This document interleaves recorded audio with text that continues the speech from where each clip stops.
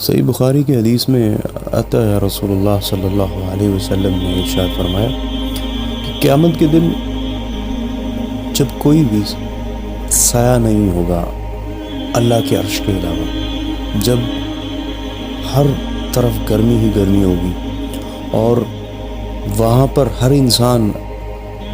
اپنی مشکلات کی وجہ سے، پریشانی کی وجہ سے،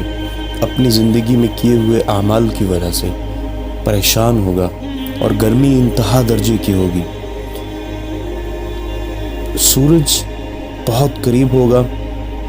تب اللہ کے رسول صلی اللہ علیہ وسلم نے فرمایا کہ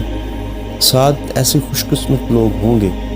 جن کو اللہ رب العزت اپنے عرش کے سائے کے نیچے جگہ لایا کرے گا، اور اس دن اللہ کے عرش کے علاوہ کسی اور چیز کا سایہ نہیں ہوگا۔ وہ 7 لوگ رسول اللہ صلی اللہ علیہ وسلم نے فرمایا کہ وہ اللہ کے عرش کے سائے کے نیچے ہوں گے۔ اب وہ 7 خوش قسمت کون سے لوگ ہیں، ان کا اللہ کے رسول نے اس حدیث میں بیان فرمایا۔ اب میں ایک انصاف کرنے والا بادشاہ، یعنی اللہ نے اس کو بادشاہت دی، اللہ نے ایک بہت بڑے عہدے کے ساتھ اس کو نوازا، اور جب بھی اس کے سامنے فیصلہ کرنے کا مرحلہ موقع آیا تو اس نے انصاف کے تقاضوں کو پورا کیا، خواہ وہ انصاف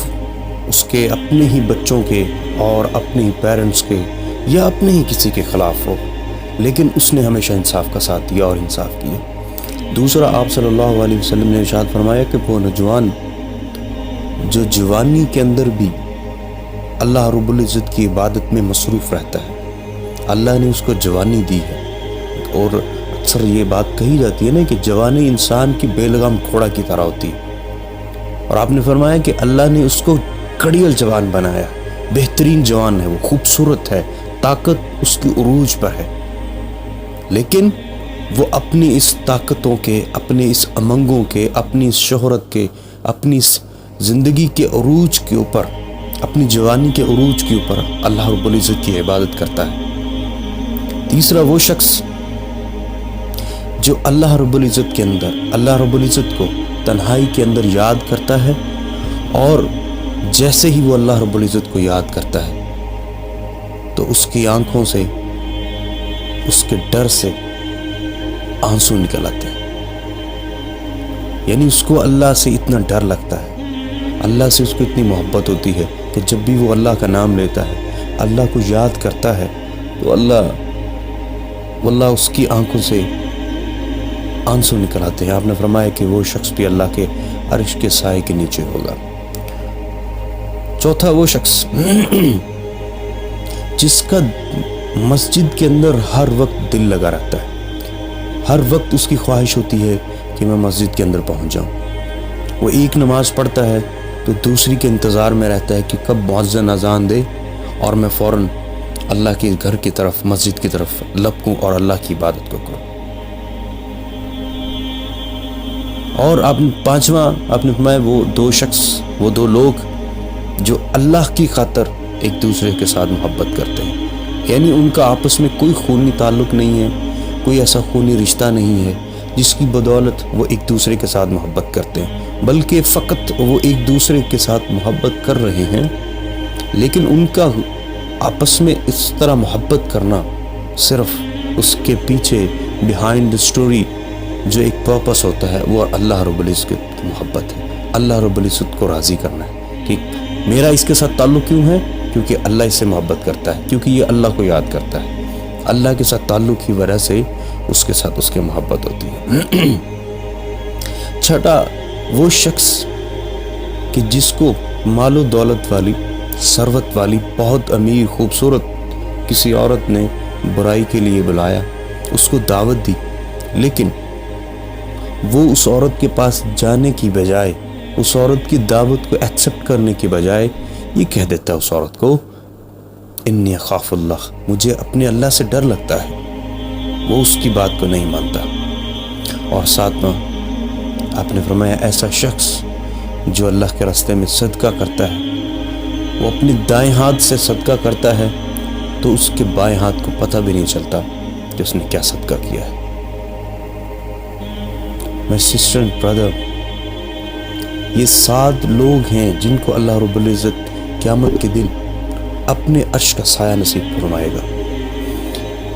ہمیں یہ دیکھنا ہے کیا ہم ان میں سے ہیں؟ کیا ان 7 لوگوں میں پائی جانے والی خوبیوں میں سے کوئی ایک خوبی میرے اندر ہے؟ اگر نہیں ہے تو we have to produce it. ہمیں اس کو پیدا کرنا ہے. ہمیں کوشش کرنی ہے کہ ہم وہ نوجوان بنیں, ہم وہ شخص بنیں کہ جس سے اللہ رب العزت جو ہے وہ محبت کرے. ہمیں وہ انسان بننا ہے کہ جو عادل ہو. ہمیں وہ انسان بننا ہے کہ جس کو کوئی برائی کی طرف دعوت دے تو ہم اس کو ریجیکٹ کر سکیں. ہمیں وی ہیو ٹو ٹرین اور سیلف. ہم اپنے آپ کو ٹرین کریں گے تبھی ہم اس راستے کے اوپر چل سکتے ہیں. وگرنہ قرآن مجید تو ہم ڈیلی پڑھتے ہیں, ہم ڈیلی قرآن مجید کو باہر نکالتے ہیں, قرآن مجید کی صبح تلاوت کرتے ہیں, لیکن ہم اس کو صرف پڑھتے ہیں, ہم اس کو سمجھتے نہیں ہیں. آج تک ہم یہی کانسیپٹ اپنے ذہن میں بٹھا کے بیٹھے ہوئے ہیں کہ میں نے قرآن مجید کے 2 پارے پڑھے ہیں, 3 پارے پڑھے ہیں, 4 پڑھے ہیں. اٹس گڈ, لیکن کیا میں نے اس کو سمجھنے کی کوشش کی ہے؟ کوشچن کہ کیا اللہ نے صرف قرآن مجید کو برکت کے لیے, اگر کوئی فوت ہو گیا ہے اس کے لیے, یا گواہی کے لیے عدالتوں کے اندر, کیا صرف قرآن مجید کو اللہ نے اس لیے نازل کیا تھا؟ نو اینڈ نیور. ہم اس کو سمجھنے کی غلطی کر رہے ہیں. ہم صرف ڈیلی نماز کے بعد اٹھتے ہیں اور نماز کے بعد 1-2 رکوع پڑھ لیتے ہیں, صرف ایز اے فارمیلٹی, ہمیں ثواب ملے گا. اوکے گڈ, یہ بہت اچھی بات ہے, لیکن کیا ہم نے اس کو یہ سمجھنے کی کوشش کی ہے کہ یہ جو قرآن مجید آیا ہے اس نے مجھے کیا کہا ہے, یہ مجھے کیا مخاطب کر کے کہہ رہا ہے, اللہ مجھے مخاطب کر کے کیا کہہ رہا ہے, what should I do after reading this Quran. آپ اس کو ترجمے کے ساتھ پڑھیں نا, آپ اس کو سمجھنے کی کوشش کریں. یہ قرآن ہمارے لیے نازل, ہر انسان کو یہ سمجھنا چاہیے کہ یہ قرآن مجید اللہ نے میرے لیے نازل کیا ہے. I have to read it. مجھے اس کو سمجھنا ہے, میں اس کو پڑھوں گا اور سمجھوں گا. السلام علیکم ورحمۃ اللہ وبرکاتہ.